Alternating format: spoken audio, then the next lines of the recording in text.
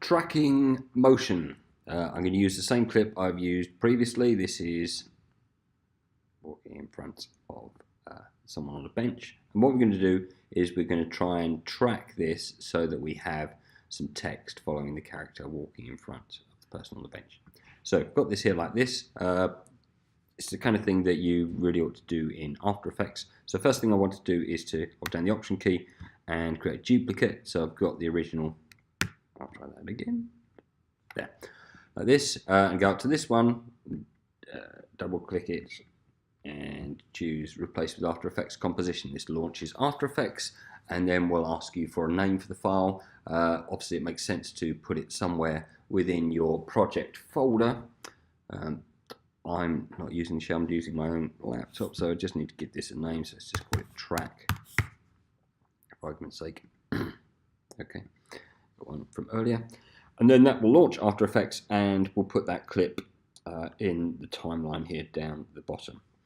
Now, I'm assuming that what I'm going to have is something that I want to have follow this character. So I'm going to create some text. Here we go. So let's just, I could have imported a logo, or maybe some, if I was tracking someone's face and the eyes, then I might have some alternative, you know, kind of alien eyes or any. This is essentially what the motion tracking is for. So you can have something that looks believably like it's attached to or follows the motion of an object, character, or whatever in the scene. So layer, new text, and let's just type in new bag, exclamation mark.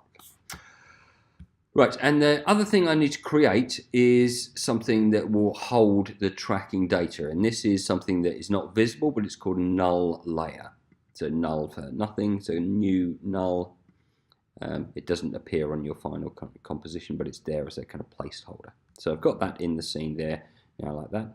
Now I can't track while a character's off camera, but let's get to the point where character is on camera, and around about there. Now I've done this several times. What happens when you track is that you need to identify a point, and then the computer searches for the movement of that point across the frames. And for it to be able to distinguish that from everything else, that point needs to be quite contrasty. I initially tried it on the shoes, but if we scrub through the track, this is full res 4K, but you'll notice that obviously following the usual walking pattern, the feet go in front of each other, and so that's quite likely that you're going to lose tracking as it kind of gets confused over what foot you're trying to track. So by a process of trial and error, and it's quite often the case, I've identified this sort of area here where the black bag and the blue coat, and that's fairly constant. So I did get a successful track earlier, so I'm hoping now when I'm recording this, it's going to happen again.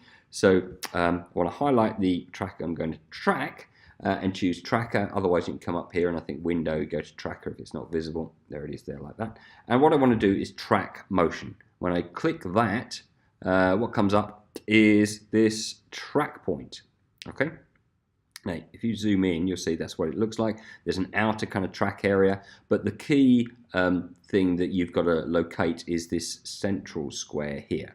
It defaults to the middle of the screen, so what we're going to have to do is move it over. So go over to this bag here like this, and you can see that that's a kind of black against blue, that area there. Hopefully that'll be constant enough that that will suffice for a track.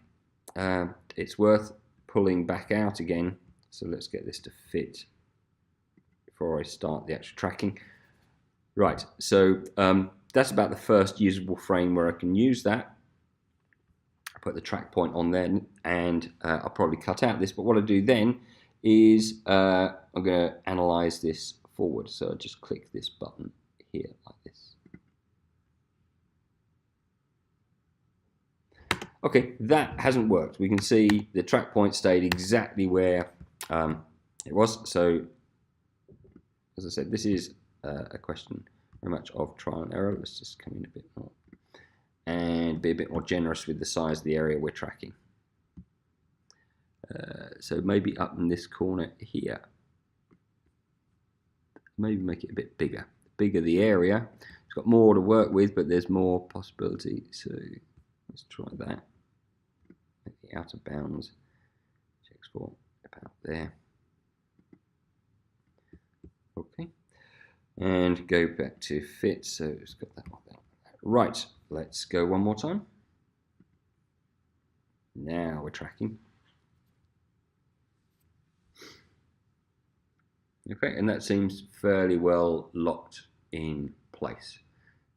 How long this takes will depend on the speed of the machine that you're working with, and what we'll end up with is a series of data points for each frame as to where that point is. And it will stop when it goes off screen, so it'll just perch itself there. Okay. If I come here, edit target, I want it to go to the null layer that I've created, so all that information will be transferred to that null layer. Okay, I'll just click apply. Dimension, I want to track both up and down and left to right. So, okay. So now you see the null layer is moving there like that. Now, what I want to do is to have the new bag going on there. But if I was to track it to the new bag layer, then it would mean its position would exactly match that. I may want to track the movement relative to that, but let's say I want the new bag to actually be slightly above where I've tracked. Okay, so I'll put that there like that. And then what I'm going to do is parent the new bag text to the null layer. So get this Pickwick and drag it there like that, and you can see now it's parented it to that. So when I press play, that moves in accordance with that. Hence the reason of using the yeah, it's just looping because it can only cache so many frames in there like that. But I can then save this, and then because of the round tripping, I can go back to Premiere, and what we should find is that effect, although it's yeah, so it's going to stop there at the beginning, and then let's see, yeah, the new bag follows it through. Now, because we haven't got any track points until that point there like that, you notice it moves off. But I can, what I'd probably do in this instance is I would, back in After Effects, I would probably change the opacity of new bag so it's not visible on the screen until the track actually starts moving. So there you go. Tracking motion using After Effects.